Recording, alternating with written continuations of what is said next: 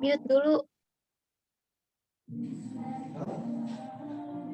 Assalamualaikum warahmatullahi wabarakatuh. Salam sejahtera bagi kita semua. Yang terhormat, Bapak Dr. Acep Samsudin, SOS MMMA, selaku dosen pengampu mata kuliah Organisasi Manajemen, dan rekan-rekan mahasiswa yang berbahagia. Sebelumnya, kami ucapkan terima kasih kepada Bapak dosen pembimbing mata kuliah Organisasi Manajemen yang telah memberikan kesempatan kepada kelompok 5 untuk mendiskusikan tugas kelompok kami. Puji syukur marilah kita panjatkan kehadirat Allah Subhanahu wa Ta'ala yang telah memberikan nikmat dan hidayahnya kepada kita semua sehingga kita bisa mengikuti presentasi pada hari ini. Baik, di sini saya Aprilia Salsia Handawani selaku moderator yang akan memandu jalannya presentasi kali ini. Adapun anggota kelompok dari kelompok 5 yaitu ada Putri Ayu Kartini, selanjutnya ada Kahfi Rizkia, kemudian ada Adinda Sopi, dilanjut ada Mohimatul, selanjutnya ada Bangun Gusnandi, selanjutnya ada saya sendiri Aprilia Salsiandawani, dan yang terakhir ada Repinaldi.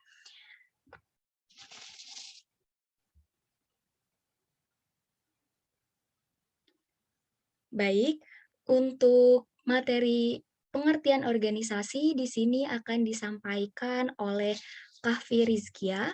Kepada Kahfi Rizkia, saya silahkan. Terima kasih kepada moderator yang telah memberikan kesempatan kepada saya untuk menjelaskan pengertian organisasi.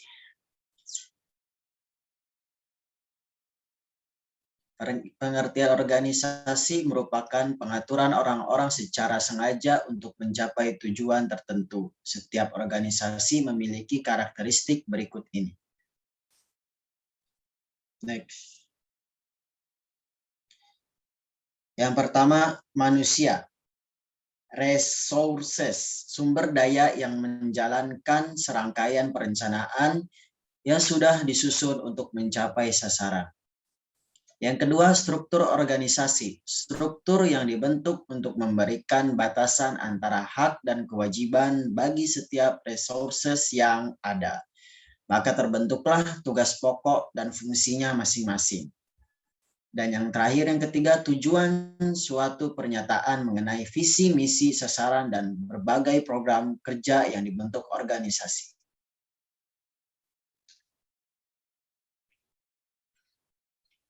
Dengan begitu, dapat disimpulkan bahwa organisasi adalah suatu badan yang memiliki maksud dan tujuan yang hendak dicapai, yang di dalamnya terdapat sekelompok orang sehingga terjalin hubungan kerja dalam suatu struktur organisasi. 2. Bentuk-bentuk organisasi.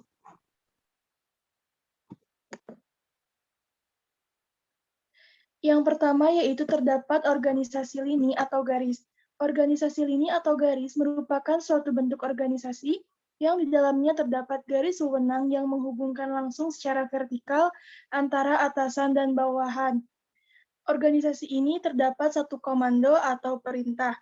Jadi wewenang sepenuhnya langsung dari kepemimpinan. Contohnya yaitu seperti militer. Selanjutnya, di sini terdapat kelebihan dan kekurangan organisasi lini atau garis.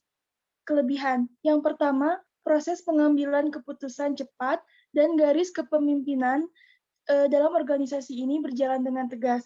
Yang kedua, yaitu disiplin dan memiliki loyalitas atau kesetiaan yang tinggi. Yang ketiga, yaitu kepemimpinan terhadap pimpinan besar. Selanjutnya, terdapat kekurangan. Yang pertama, kaku dan kerjasama antar bagian kurang erat. Yang kedua, inovasi bawahan tidak berkembang dan kreativitas terhambat karena cenderung menunggu perintah. Karena cenderung menunggu perintah tadi, maka kekurangan yang selanjutnya adalah tidak menimbulkan orang-orang berpikir.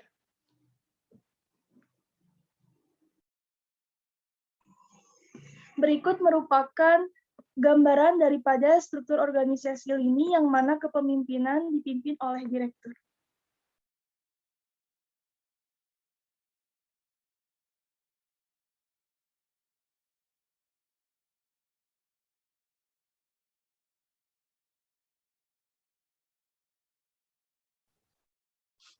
Baik, untuk materi selanjutnya akan disampaikan oleh Mohimatul. Kepada Mohimatul, saya silahkan.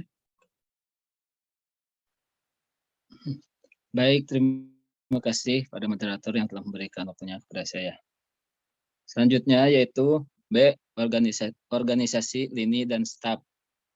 Organisasi lini dan staf merupakan kombinasi dari organisasi lini dan organisasi fungsional. Terdapat satu kesatuan komando, terjadi percampuran lini dan staf.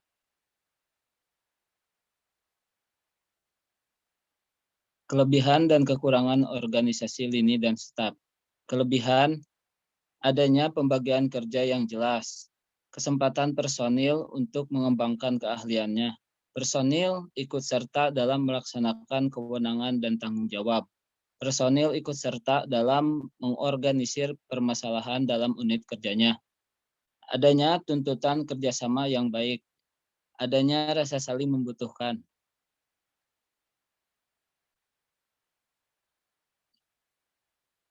Selanjutnya ada kekurangan.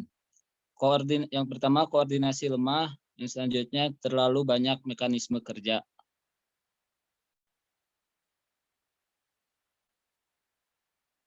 Struktur organisasi lini dan staf. Yang pertama ada direktur utama, selanjutnya staf, manajer produksi, manajer pemasaran, terus staf, unit A, unit B, unit C, staf, unit B, unit E, unit F.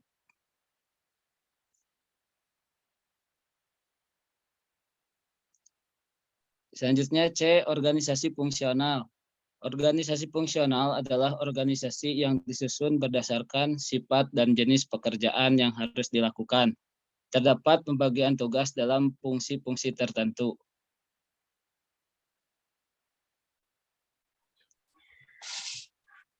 Baik, untuk materi selanjutnya yang akan disampaikan oleh saya sendiri tentang kelebihan dan kekurangan organisasi fungsional.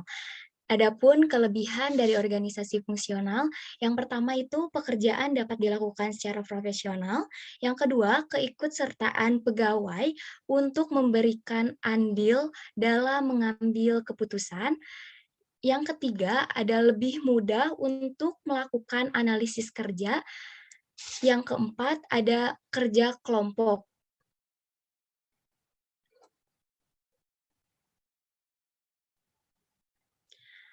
Selanjutnya, adapun kekurangan organisasi fungsional, yang pertama itu mungkin kurang disiplin, yang kedua kurangnya koordinasi, yang ketiga kesulitan mencari pimpinan yang mengetahui pengetahuan umum.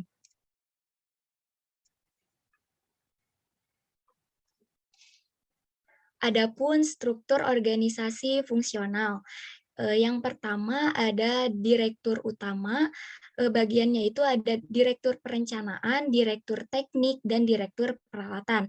Nah, untuk direktur perencanaan itu mengerjakan proyek A, proyek B, dan proyek C, dan proyek D.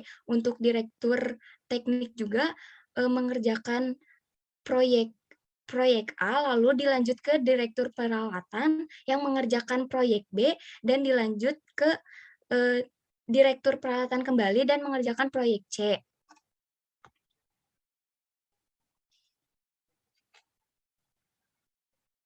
Untuk materi selanjutnya yang akan disampaikan oleh Bangun Gusnandi kepada Saudara Bangun, saya persilahkan. Oke, terima kasih moderator yang telah memberikan waktunya kepada saya. Yang selanjutnya yaitu organisasi panitia atau komite. Organisasi panitia atau komite atau campuran adalah organisasi yang masing-masing anggota mempunyai wewenang yang sama dan pimpinannya kolektif. Organisasi ini mengutamakan pimpinan dan bersifat manajerial. Komite dapat juga bersifat formal atau informal dengan pembagian tugas dan wewenang.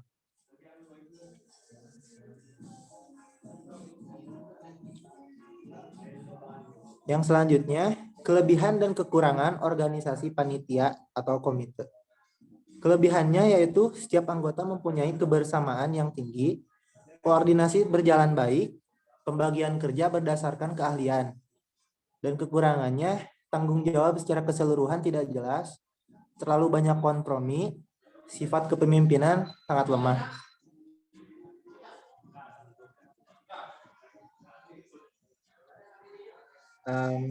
Yang selanjutnya adalah pengertian bisnis.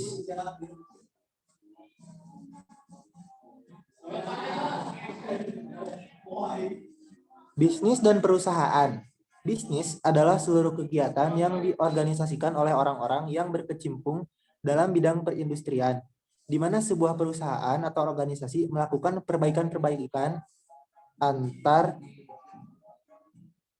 standar kualitas produk mereka. Sedangkan perusahaan adalah sebuah organisasi yang memproses perubahan keahlian dan sumber daya ekonomi menjadi barang atau jasa yang diharapkan mampu memberikan keuntungan bagi para pemiliknya.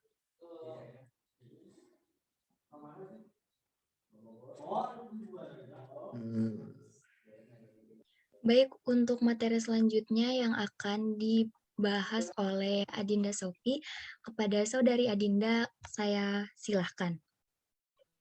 Baik, terima kasih moderator. Selanjutnya, motivasi utama sebuah organisasi bisnis adalah laba atau profit.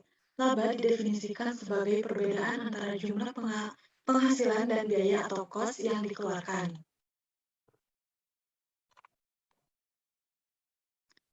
Adapun komponen-komponen yang terlibat dalam suatu organisasi bisnis, yang pertama ada pasar, merupakan konsumen atau pemakai yang menggunakan produk atau jasa dari perusahaan dan tidak dapat dikendalikan oleh perusahaan. Yang kedua, perusahaan, menyangkut elemen-elemen internal perusahaan, diantaranya fungsional perusahaan dan tingkatan manajemennya. Yang ketiga, ada pihak eksternal, merupakan kondisi-kondisi yang berada di luar organisasi atau perusahaan yang bersifat tidak dapat dikendalikan. Kondisi ini misalnya situasi politik, ekonomi, sosial, teknik, legal, dan lingkungan. Yang keempat, konsep perubahan adalah konsep yang selalu ada di dunia ini, karena selalu ada perubahan yang terjadi selagi dunia terus berjalan. Perubahan-perubahan baik yang terjadi di dalam maupun di luar organisasi harus dapat diantisipasi dengan baik. Bentuk-bentuk organisasi bisnis. Terdapat dua bentuk bisnis di dalam industri, yaitu organisasi bisnis yang bergerak di bidang manufaktur dan di bidang jasa. Apabila sebuah organisasi berkecimpung dalam memproduksi barang yang tampak secara fisik, maka perusahaan tersebut termasuk dalam industri manufaktur. Beberapa bentuk perusahaan atau organisasi bisnis di Indonesia. Saya kembalikan ke moderator. Baik, untuk pemateri yang terakhir yaitu akan disampaikan oleh Revinaldi. Kepada Revinaldi, saya persilahkan. Baik, terima kasih kepada moderator. Saya lanjutkan materinya. Perusahaan perseorangan. Jenis perusahaan ini merupakan perusahaan yang diawasi dan dikelola oleh seseorang. Di satu pihak, pengelola memperoleh semua keuntungan perusahaan. Di lain pihak juga bertanggung jawab atas semua risiko yang timbul dalam kegiatan perusahaan. Firma. Firma yaitu bagi sekelompok orang-orang yang masing-masing memiliki finansial kuat guna menghimpun modal bersama yang besar dan hendak aktif berusaha sendiri di bawah satu bendera atau firma.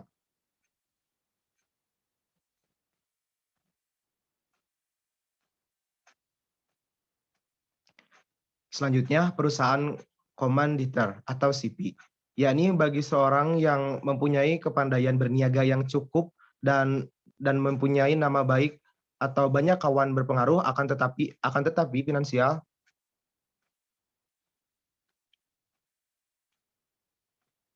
Baik, saya lanjut lagi. Perusahaan komanditer atau CP, yakni bagi seorang yang mempunyai kepandaian berniaga yang cukup dan mempunyai nama baik atau banyak kawan berpengaruh, akan tetapi finansial tidak cukup kuat. Dan ada kawan-kawan cukong yang mau membelanjakan usaha-usaha perusahaan tersebut di belakang layar atau Stilvenoten atau komandit. Selanjutnya perseroan terbatas atau PT. Tanda keikutsertaan seseorang yang memiliki perusahaan adalah dengan memiliki saham perusahaan. Makin banyak saham yang dimiliki, maka makin besar pula andil dalam kedudukannya di perusahaan. Jika terjadi utang, maka harta milik pribadi tidak dapat dipertanggungjawabkan atas uang perusahaan tersebut, tetapi terbatas pada sahamnya saja.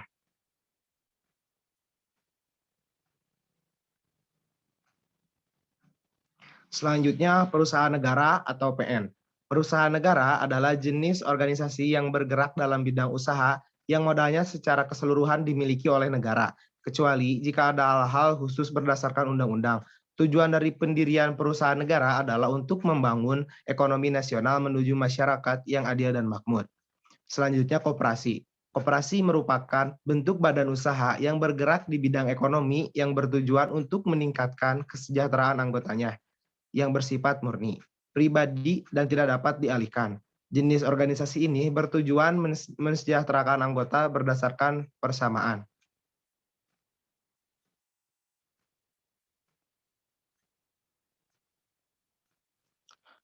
Selanjutnya, perusahaan pemerintah yang lain. Bentuk perusahaan pemerintah yang lain di Indonesia diantaranya adalah Persero, perusahaan umum atau Perum, perusahaan jawatan atau Perjan, dan perusahaan daerah atau PD. Di mana jenis perusahaan Persero dan PD adalah untuk mencari keuntungan bagi negara, namun Perum dan Perjan tidak semata-mata mencari keuntungan finansial.